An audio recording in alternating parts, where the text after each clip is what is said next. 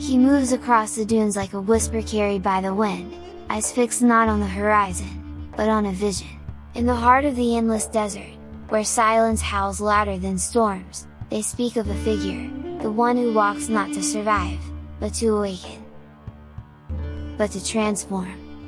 To turn dust into bloom, stillness into song, death into life.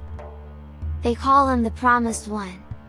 Not because he commands the sand, but because he understands its thirst. And in every drop of water he saves. There's a world waiting to begin. But the desert does not give freely. It tests. It burns.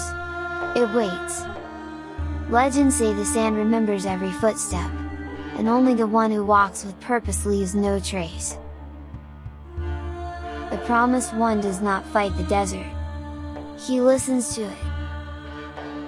He learns the rhythm of its breath, the memory of its winds, the ancient heartbeat buried beneath centuries of sun. To others, water is survival. To him, it is truth. It does not shout, but it shapes mountains. They say when he finds a hidden spring, the one that lies beneath the bones of forgotten kings, the desert will bloom, and the stars will bend to witness it. He is not coming to conquer. He is coming to restore. And when he stands where no life has stood for 1,000 years, with a single drop in his hand, the desert will remember that even the harshest silence once longed to sing. Each grain of sand was once a star, fallen from the sky, humbled by time, buried by wind.